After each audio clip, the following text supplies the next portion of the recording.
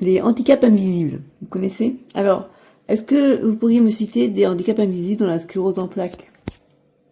Alors, j'ai réfléchi, et le premier symptôme auquel j'ai pensé, et qui est finalement pas si invisible que ça, on peut le voir quand même, en général, les gens le voient. Mais par contre, ce qu'ils ne voient pas, c'est que l'impact qu'il peut avoir, en fait, quand on a une sclérose en plaques, donc je vous dis, c'est la fatigue chronique, eh bien, la fatigue qu'on ressent n'est pas la même fatigue qu'une fatigue normale que tout le monde peut ressentir un jour ou l'autre. Alors pourquoi? Parce que en fait, comme tout le monde, on peut ressentir une fatigue normale. Par exemple, si on a fait la bamboula toute la nuit, qu'on a fait une nuit blanche, oh, il y a un super ciel. Qu'on s'est fatigué, on sait pourquoi on est fatigué. Voilà. Et on sait aussi que après une bonne nuit, eh bien la fatigue aura disparu, n'est-ce pas? Autre exemple, on a fait le marathon, on a couru, on s'est fatigué, on sait qu'on va être fatigué après avoir couru, avoir fait un marathon, avoir fait une performance physique, porter quelque chose, faire des courses, bref, ça dépend des personnes aussi, hein. Il y a des choses qui fatiguent plus ou moins rapidement. Mais dans la fatigue chronique liée à la sclérose en plaques, déjà, c'est pas une fatigue liée à un effort particulier, c'est une fatigue chronique, ça veut dire sur plusieurs jours. Même pour nous, c'est tout le temps, en fait, finalement. Et au cours d'une journée, il y a certaines personnes qui ressentent la fatigue dès le matin, alors que, a priori, après une bonne nuit de sommeil, on devrait être en forme. Voilà. Et donc, ce qu'on voit, on voit quand une personne est fatiguée. Elle a tendance à somnoler la journée. Voilà, rapapla. Et d'ailleurs, souvent, on va avoir une mine fatiguée. Et on va nous dire, oh, t'es fatigué, toi. Bah oui, je suis tout le temps fatiguée. Et dans la sclérose en plaques, cette fatigue, ce qu'elle a de spécifique, elle en a plusieurs. Hein. D'ailleurs, j'avais écrit un livre là-dessus. C'est déjà, elle n'est pas reliée à un événement particulier. C'est-à-dire que tu peux être fatigué même si tu fais rien. Et d'ailleurs, moi on fait, et puis on est fatigué, des fois. Mais après, on peut aussi fatiguer, parce qu'on a la fatigue normale qui s'ajoute à la fatigue chronique. Exemple. Ben, nous aussi, bon. A priori, on ne fait pas de marathon, mais par exemple, on vient de faire un exercice, par exemple, une kiné, voilà. On nous a fait faire un exercice musculaire, pas forcément musculaire, mais non, on nous a fait marcher. Après, on est fatigué. Mais on a la fatigue chronique de la maladie, plus cette fatigue-là, qui, elle, va aller mieux quand on sera un peu reposé. Ok? Ou alors, si on a fait une nuit blanche, ce qui peut arriver à n'importe qui. Bon, peut-être pas à nous, mais... eh bien, on va se fatiguer aussi. Et on sait que quand on aura fait une bonne nuit, ça ira mieux. Mais on aura quand même cette fatigue chronique qui restera. Après, la deuxième spécificité de cette maladie, de cette fatigue, on pourrait pas parler de maladie. En fait, ça devient vraiment un handicap. C'est pour ça qu'on parle de handicap invisible, parce que les gens qui ont la fatigue, ils ne se rendent pas compte à quel point ça peut être handicapant pour une personne qui a la sclérose en plaques.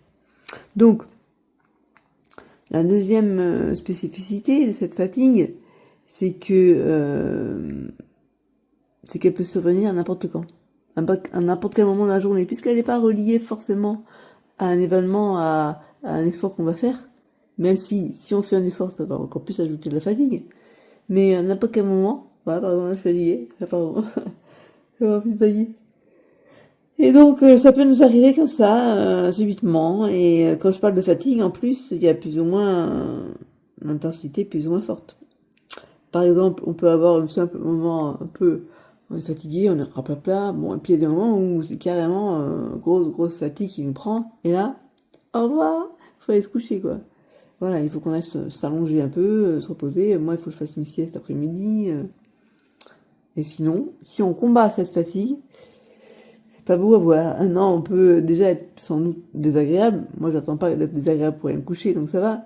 Mais moi, ça m'était arrivé à l'époque, on savait pas que j'avais la sclérose en plaques. Comme tout le monde, on teste une fatigue. Et si je me reposais pas alors que j'étais vraiment fatiguée, soit on est complètement somnolent, soit moi je m'étais à frissonner, j'étais pas bien, comme une crise d'angoisse en fait, alors qu'il suffisait d'aller se reposer. Voilà. Donc ça c'est le premier symptôme que je peux décrire en tant que handicap invisible. Et comme je vous dis, il y a une partie qui peut se voir, parce que quelqu'un qui est fatigué, on le voit un peu, mais on voit pas, on voit que la partie émergée de l'iceberg. En fait, on voit pas tout ce qu'elle subit à cause de cette fatigue. Et les conséquences que ça peut avoir. Par exemple, ne pas savoir, ne pas oser dire oui à une sortie, parce que on sait qu'on va être fatigué, est-ce qu'on va tenir toute la soirée, non, et puis même si on dit oui, ah oui, mais donc ce soir je sors. Puis ben, le soir arrivant, ben non, là je suis vraiment trop fatiguée, je vais pas pouvoir sortir, et bon, ça peut déplaire aux amis ou à la personne à qui on a promis de sortir, qui comprennent pas forcément pourquoi on dit non.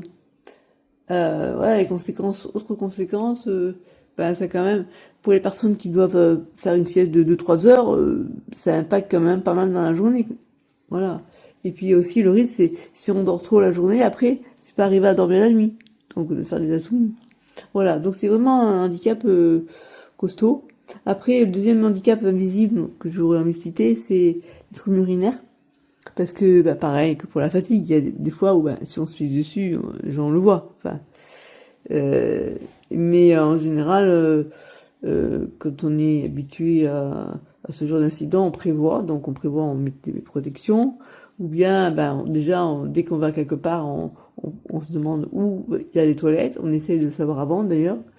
Euh, Tout début, moi, de la maladie, quand je savais pas que j'avais la maladie, le nombre de fois où j'ai rebaptisé les, les, comment on appelle ça? Les coussins de la voiture de ma mère. J'ai rebaptisé souvent. Bref. Eh bien, pareil, là, ça dépend si on a des troubles urinaires de type incontinence. Donc, on a des impériosités urinaires. C'est-à-dire que l'envie peut arriver à n'importe quel moment. Et puis, il peut y avoir aussi des périodes de rétention urinaire, où là, on n'arrive pas à vider sa vessie. Et puis, on peut aussi un peu cumuler les deux. Bon. Alors, moi, j'avais une période où, quand j'avais des poussées, j'avais ce qu'on appelle les impériosités. Ça veut dire que quand notre cerveau nous disait attention, pipi, ben, c'était fini. On n'a pas pu retenir, en fait, ces urines. Et c'était arrivé à un moment où on a senti les urines arriver. C'était trop tard. Et puis, pour la rétention urinaire, c'est de pas arriver à vider sa vessie correctement, ou bien d'arriver à vider un peu, mais pas complètement. Et donc, le premier symptôme, ça a été, j'allais aux toilettes, et puis, je faisais pipi, naturellement, hein, sans rien faire. Et quand je sortais, j'avais encore envie de faire pipi. Et là, bizarre. Mais ça avait mis beaucoup de temps avant de comprendre. Et après, bah, pour la rétention urinaire, une solution, c'est de s'appuyer sur la vessie. Et puis, pour ceux qui arrivent encore à ressentir la vessie. Et puis, pour l'impériosité urinaire, ça amène des protections. Voilà. Et ça, c'est vraiment un handicap qui peut aussi être très handicapant. Parce que quand on sait qu'on risque de se faire pipi dessus, eh bien, ça incite pas trop à sortir. Enfin, est-ce qu'on peut avoir une vie totalement normale si on sait que on risque de se faire pipi dessus? Alors, on va mettre des protections. Mais bon, c'est pas toujours évident, d'accord? Si par exemple on va chez le kiné ou on va se faire masser ou je sais pas moi, on veut aller à la plage. Comment tu fais pour te baigner avec avec une couche culotte? Tu m'expliques quoi. Voilà. Donc ouais, c'est pas évident. Et puis le regard de l'autre. Voilà, des fois. Voilà. Qu'est-ce que je pourrais citer d'autre après bah oui, je pense à quelque chose aussi qui peut être cité dans les handicaps invisibles. Je vous laisse chercher pendant que je bois un petit peu.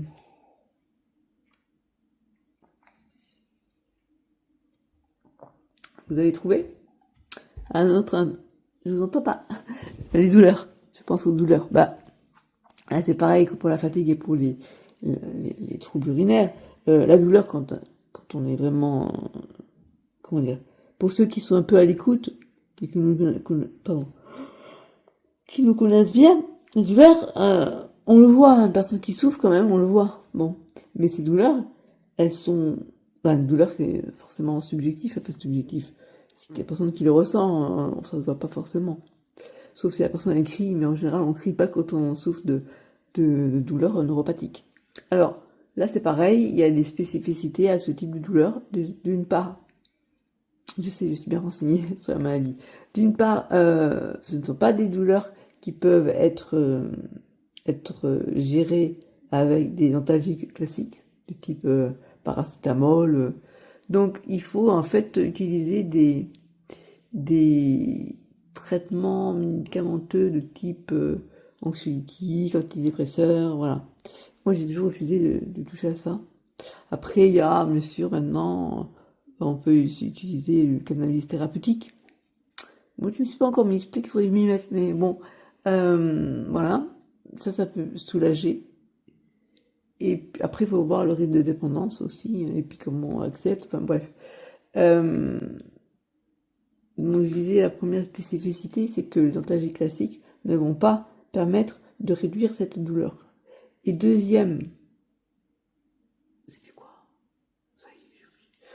Deuxième spécificité, alors première spécificité, c'était... Ah oui, bah, c'est des douleurs un peu particulières en fait, particulières. C'est des douleurs de type neurologique, ça va être en général des impressions de brûlures, comme si on avait... il y a deux types enfin, de douleurs. Disons que il y a la douleur plutôt gêne que douleur réelle. C'est type des impressions ce qu'on appelle des parasthésies. Où là, on a l'impression de marcher sur des œufs ou de la ouate. C'est pas agréable en fait. On a comme des fourmis dans les pieds, dans les mains, ça peut arriver aussi. Même une fois, j'avais le crâne, j'arrivais pas à sentir ma tête, ça faisait bizarre. Bref. Et comme à l'époque j'avais vu un film noir, je me disais que c'était ça, parce qu'ils se posaient les têtes dans le film noir. Je me suis dit c'est à cause de ce film. En fait, compte, c'était toute la sclérose en plaques, bref. Donc, il y a ce type de affaire qui c'est plutôt raccordé, raccroché, enfin, ouais, qu'on met plutôt sous le nom de trouble de la sensibilité. Ça aussi, c'est une trouble invisible d'ailleurs. Et là, c'est plus de la gêne en fait. Ouais, désolé de dire un mot, c'est chiant. Ouais, c'est pénible d'avoir ces paresthésies, mais ça fait pas mal en soi. Et puis, on a vraiment les douleurs de type, donc, comme si on avait du courant électrique qui passait dans les jambes. Moi, je l'avais surtout dans les jambes, dans les bras, un peu l'impression d'engourdissement. Ça, c'est plutôt toute la sensibilité. Les douleurs, c'est donc des brûlures, comme si on avait comme si c'était chaud, brûlant, ou au contraire très froid. C'est très, très désagréable, en fait. Et puis, il y a même, ça m'arrive des fois la nuit, c'est pas systématique non plus, mais souvent, et à force, je me suis habituée, en fait, à ces impressions un peu bizarres. On a le pied, donc moi j'ai le pied comme ça, sauf que là, j'ai la jambe maintenant qui a tendance à partir un peu sur le côté. Et donc quand je pose les deux jambes, j'ai un pied qui part un peu à gauche. Eh bien, le simple fait de ressentir le drap posé sur les orteils, t'as ton orteil, alors des fois je lève le drap comme ça pour qu'il m'appuie moins, ou alors les chaussettes, faut pas que ça m'appuie trop. Voilà, sinon on a l'impression d'oppression, on sent en fait que des fois ça peut être juste un orteil qui t'emmerde, qui t'empêche de dormir la nuit, quoi. Donc voilà le type de douleur que c'est. Et ça, bah, comment tu veux expliquer ça? Voilà, je viens d'expliquer, mais même en expliquant comme ça, il faut vraiment avoir connu ce type de douleur pour se rendre compte comme ça peut être vraiment pénible, quoi. Voilà. Après, qu'est-ce qu'il y aurait d'autre comme autre handicap invisible? Bah donc ça peut empêcher de nous bloquer l'arrivée du sommeil en fait. Ça va nous faire retarder le sommeil, on va dire. Parce que même si on est très fatigué, des fois, c'est pénible. Euh, Après, il y a la spasticité aussi, qui peut être parfois douloureuse. C'est la raideur musculaire. Et moi, de temps en temps, quand je m'étends, pas les bras, mais les jambes, tout d'un coup, j'ai la jambe qui se secoue comme ça. Et ça peut des fois empêcher de marcher. Pour les personnes qui en sont gravement atteintes. Moi, j'ai pas de traitement pour ça, ni pour la douleur. Après, donc là, j'en suis à j'ai dit la fatigue, j'ai dit les troubles urinaires, j'ai dit les douleurs, maintenant la spasticité. Et en cinquième, je dirais Ben, là, c'est beaucoup plus des trucs cognitifs, parce que ça, forcément, on ne le voit pas non plus. Les pertes de mémoire, mémoire de travail, enfin, la mémoire immédiate, souvent, où on sait plus, putain, j'ai fait ça, mais je me souviens plus ce que j'ai fait. Des fois, quand on refait les mêmes choses, on peut aussi avoir des moments où on ne sait plus, mais nous, c'est encore pire. C'est vrai, c'est au niveau du cervelet, ça se passe. Je ne vais pas dire de bêtises, mais je trouve que c'est ça. Et puis, donc là aussi, ça peut être un handicap parce qu'on a un peu la honte, on va dire. Ouais, on se sent pas bien, quoi, de se dire, j'ai pas la mémoire. Après, des fois, moi, je me souviens, une fois, je me suis fâchée d'ailleurs avec une amie que je connaissais à l'époque où je faisais l'élevage, parce que je lui avais dit, je crois que, j'avais un vague souvenir que c'était bientôt l'anniversaire de son fils. Et je lui ai dit, je crois bien que c'est bientôt l'anniversaire de ton fils. Et du coup, ça lui a pas plu. Parce que, ouais, quand même, t'aurais pu aller voir dans ton dans ton agenda, plutôt que de me dire ça comme ça. Et en fait, quand je savais pas s'il fallait que je lui dise que j'avais oublié, et ce qui était le moins pire, en fait. C'est que je lui dise que j'avais oublié, ou bien que je lui dise que j'avais jamais noté ça. C'est pas une date que j'avais notée dans mon agenda, quoi. La naissance de son fils. Bref. Du coup, on a fait la gueule, et puis voilà. C'était un peu spécial aussi, il faut dire. Bref. Et, après, je dirais, en dernier handicap invisible, j'ai envie de parler aussi quelque chose qui est beaucoup plus, enfin, qui est moins directement lié à la sclérose en plaques. J'ai envie de parler de la solitude et aussi des fois, bah, ce qui peut aller avec, c'est donc le manque de carences sociales, parce que on va moins avoir de monde que quelqu'un qui est valide et qui a beaucoup d'interactions. Après, c'est une généralité que je fais, parce que bien sûr, il y a des gens valides qui restent chez eux à côté du travail, mais bon, la plupart du temps, la plupart des gens ont une activité professionnelle, des amis, la famille, bref. Et là, on peut aussi avoir forcément avec ça ben, des carences affectives, et puis la solitude, c'est pas seulement, comment dire, c'est très, très large, c'est peu d'amis, en dehors enfin, comment dire, peu de relations sociales en dehors des médecins, les kinés, enfin, vous voyez, c'est réduit, quoi. Et puis l'amour, faut dire aussi, et bordel, et l'amour, bordel. Voilà, donc c'est compliqué quand on a une sclérose en plaques, nos capacités sont limitées, donc si on nous invite et tout ça, c'est compliqué. On sait que ça va être compliqué pour l'autre aussi, donc des fois on est partagé, on dit, j'essaie de rencontrer quelqu'un ou pas, ouais, mais si tu rencontres, tu vas rencontrer où? Si c'est booké chez toi, parce qu'il y a des gens qui sont bookés chez eux. Il y a mon adulte qui me disait, tu sais, il y a des gens, et c'est encore pire que toi, parce que j'essaie de faire bouger les choses, là. Je vous en parlerai dans une autre vidéo, parce que là, je vous montrerai peut-être un extrait de la vidéo qu'on a faite hier. Jaïla, elle a pris le fauteuil roulant pour qu'elle essaye. Et elle a vu, je peux plus ni sortir ni entrer de chez moi, en fait, pour aller dans le jardin. Je peux pas non plus sortir parce que les portes sont trop lourdes. Donc, je suis en train de faire bouger les choses. Donc, j'ai contacté l'APF pour tout vous dire. Enfin, bref. Faut savoir quels sont mes droits, en fait, donc handicapé, auprès du promoteur, auprès du syndic, voilà, essayer de faire bouger les choses. Puis si la loi handicap n'est pas appropriée, ben, peut-être monter plus haut, on verra, on verra. Voilà, et donc ce que je vous disais, c'était quoi ça y est, j'ai oublié. Ben voilà, ça c'est pénible. Ça c'est un handicap invisible qui devient visible quand je vous en parle. Voilà, en fait c'est comme si les connexions se faisaient mal. Je sais pas, comme je suis parti vers une autre, comment dire. C'est comme si je fais ma parenthèse, dès que je fais ma parenthèse, après j'oublie ce que je disais entre les parenthèses. Et du coup j'ai oublié le film de la discussion. Mais bon, voilà, je sais plus. Je disais que... Euh, zut, pourquoi j'ai parlé de ça? Du coup, ça m'a fait perdre le fil de ma discussion.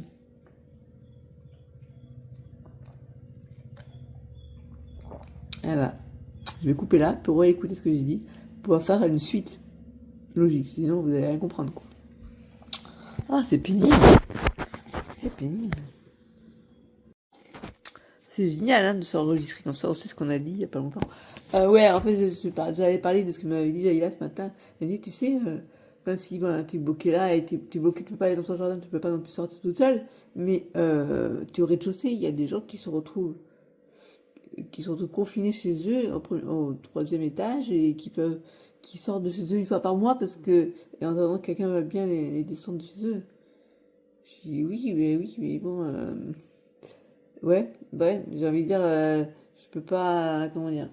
c'est triste, et c'est pas une situation du tout normale, mais j'ai déjà suffisamment à faire avec ma propre personne, mais ça devrait pas exister en fait, franchement, que les gens soient bloqués chez eux, qu'on soit au premier étage, au deuxième étage ou au rez-de-chaussée, c'est un peu pareil finalement. Voilà, donc puis rester bloqué à moi, oui, parce que peut-être qu'ils n'ont pas d'aide de vie, pas de famille qui, voilà. Donc je parlais en fait de la solitude, se retrouver en manque de relations sociales, confiné chez soi, parce que moi ça me faisait rire un peu quand on parlait du confinement, les gens qui pétaient un plomb parce qu'ils étaient confinés.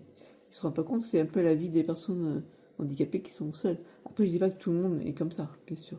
Il y a des gens qui sont, mais après ça dépend du handicap aussi, je pense.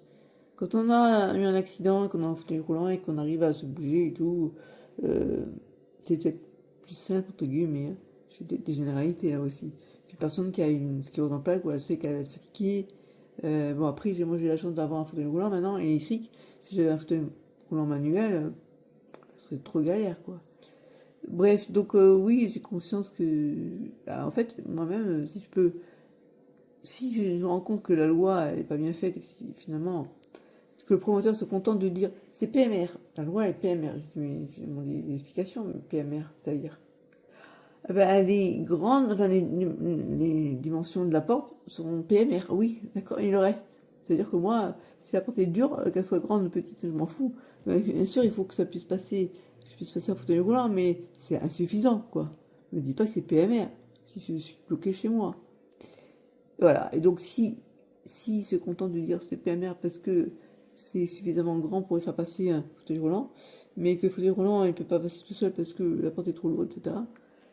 Il y a un problème. Dans ce cas-là, il faut revoir la loi. Donc bon, moi, quand je suis juriste, que si ça peut servir à quelque chose, ça serait bien. Donc je vais en faire ma cause première, quoi. Mais non, c'est pas là, parce que pour l'instant, je suis dans me renseigner un petit peu sur ce qui existe et je sais pas non plus. Euh, bref, enfin, c'est n'importe quoi, mais je me renseigne. Voilà, je pense que c'est important. Et ouais, ben, de toute façon, c'est parti comme ça, hein, si jamais on se plaint, parce que elle me disait, oui, ben, une personne comme ça, malheureusement, elle baisse les bras, elles font rien. Et elles restent toute leur vie cloîtrées chez elles. Alors, il faut avoir la force physique, entre guillemets, hein, physique, donc la force et la force mentale aussi, et puis pouvoir le faire. C'est compliqué. Mais moi, je me dis, si je peux le faire et que ça aide d'autres personnes, eh ben, tant mieux, tant mieux. Voilà, donc c'est à suivre, en cours. Mais ça, c'est peut être un handicap invisible. Et invisible, pourquoi? Parce qu'on n'ose pas en parler, c'est compliqué quand même, j'avoue. De dire, ouais, alors, mon handicap fait que je suis seule tout le temps. Ben, moi, je ne me plains pas de solitude dans le sens où je manque pas d'activité chez moi, je me débrouille.